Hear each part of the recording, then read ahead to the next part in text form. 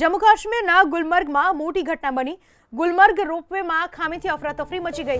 300થી વધુ પ્રવાસીઓ હવામાં ફસાઈ ગયા। પ્રવાસીઓને બચાવવા માટે રેસ્ક્યુ ઓપરેશન કરવામાં આવ્યું। સેના, પોલીસ અને પ્રશાસન રેસ્ક્યુ ઓપરેશન કરી રહી છે। સોનમર્ગની આ ઘટના છે જ્યાં હવામાં પ્રવાસીઓ ફસાઈ ગયા દ્રશ્યમાં જોઈ શકાય છે।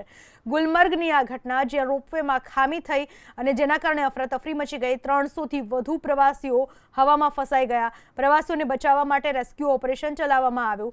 સેના, પ્રશાસન અને પોલીસ લોકોને બચાવવા માટે કામે લાગી। દોરડા બાંધીને રોપવેમાંથી લોકોને નીચે ઉતારવામાં આવ્યા। જમ્મુ કાશ્મીરના ગુલમર્ગની આ ઘટના છે જ્યાં હવામાં લોકો ફસાઈ ગયા। 300 જેટલા લોકો ઉપર જ ફસાઈ ગયા। રોપવેમાં ખામી ઊભી થતા આ લોકો ત્યાં હવામાં જ 300થી વધુ પ્રવાસીઓ ફસાઈ ગયા। સેના, પોલીસ અને પ્રશાસનને બોલાવવામાં આવી। અંદર કેટલાય લોકો હતા, મહિલા અને બાળકો સહિતના 300 જેટલા લોકો જે રોપવેમાં જઈ રહ્યા હતા। ટેકનિકલ ખામી ઊભી થતા આ લોકો હવામાં જ ફસાઈ ગયા, રોપવેમાં ફસાઈ ગયા। મદદ લેવામાં આવી। પોલીસ, પ્રશાસન, સેના હાલમાં કામે લાગ્યા છે અને જે રોપવેમાં ફસાયેલા લોકો હતા તેને દોરડા બાંધીને સલામત રીતે નીચે ઉતારવામાં આવી રહ્યા છે। દ્રશ્યમાં પણ જોઈ શકાય છે કે કઈ રીતે રેસ્ક્યુ ઓપરેશન હાથ ધરવામાં આવ્યું। ફસાયેલા લોકોને કઈ રીતે નીચે ઉતારવામાં આવ્યા એ પણ દ્રશ્યમાં જોઈ શકાય છે।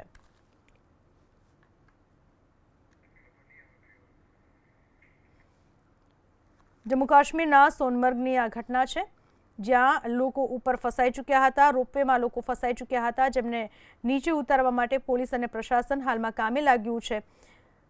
તમામના જીવ તાળવે ચોંટી ગયા હતા। 300 જેટલા લોકો ત્યાં ઉપર જ ફસાઈ ચૂક્યા હતા જેમને નીચે ઉતારવાની હાલમાં કોશિશ કરવામાં આવી રહી છે। તમામ ફસાયેલા લોકોને નીચે ઉતારવાનો પ્રયાસ કરવામાં આવી રહ્યો છે। સોનમર્ગની આ ઘટના છે જ્યાં કેટલાક લોકો ત્યાં ફસાઈ ચૂક્યા હતા, રોપવેમાં ફસાઈ ચૂક્યા હતા। તેમને નીચે ઉતારવાના પ્રયાસો કરવામાં આવી રહ્યા છે। ઓપરેશન ચલાવવામાં આવી રહ્યું છે। ત્યાંથી સલામત રીતે લોકોને દોરડા બાંધી રોપવેમાંથી નીચે ઉતારવામાં આવી રહ્યા છે। સોનમર્ગમાં તમામ લોકો ફસાઈ ચૂક્યા હતા। આ વિશે વધુ माहिती आपको अपने साथ जोड़ाई चुके हैं हमारे संवाददाता आसिफ कुरैशी। आसिफ, किस तरह से ये वारदात हुई है? अभी कितने लोग वहां पर फंसे हुए हैं? किस तरह से उनका रेस्क्यू किया जा रहा है?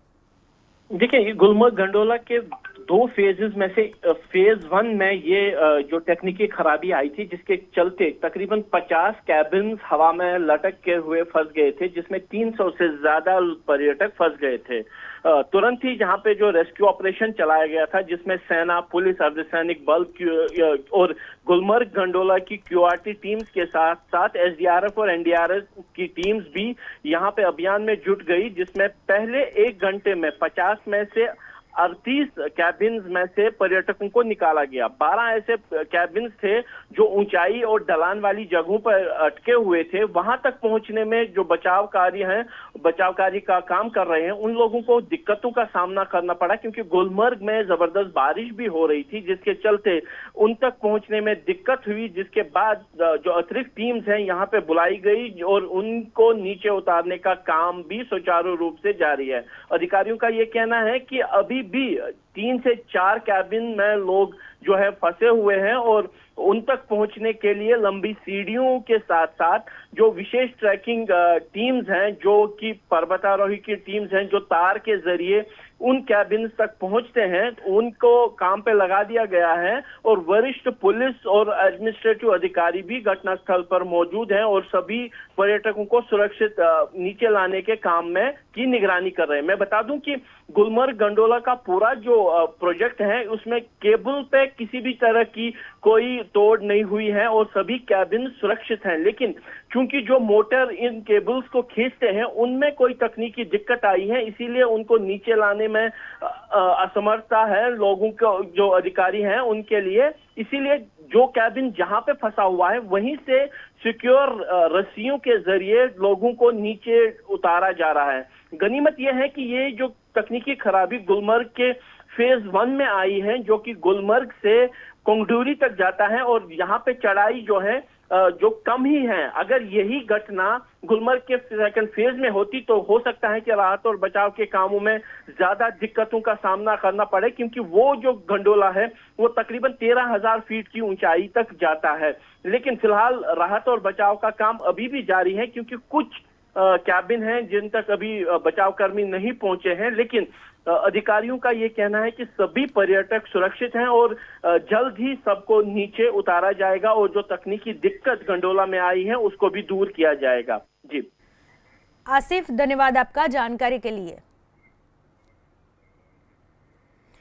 સોનમર્ગની આ ઘટના છે જ્યાં ગંડોલા કેબલ કાર, ગુલમર્ગની આ ઘટના જ્યાં ગંડોલા કેબલ કાર છે ત્યાં 12 જેટલી કેબલ કાર ત્યાં ફસાઈ ચૂકી હતી, મતલબ કે રોપવેની જે કેબિન હતી 12 જેટલી કેબિન ત્યાં બંધ થઈ ચૂકી હતી। કારણ એ હતું કે જે રોપવેને પસાર થવા માટે જે મોટરનો ઉપયોગ કરવામાં આવે છે દોરડામાં કોઈ પણ પ્રકારની ખામી નથી થઈ, પરંતુ જે મોટરથી એ દોરડા મારફત ખેંચવામાં આવે છે એ મોટરમાં ખામી ઊભી થતાં એ બારે બાર કાર ઉપર હવામાં જ લટકી રહી, પરંતુ મોટાભાગના પ્રવાસીઓને સુરક્ષિત રીતે નીચે ઉતારી લેવામાં આવ્યા છે। માત્ર 2 જેટલી કેબલ કાર છે, 2 જેટલી કેબિન છે તેમાંથી પ્રવાસીઓને નીચે ઉતારવાની કામગીરી હવે બાકી છે।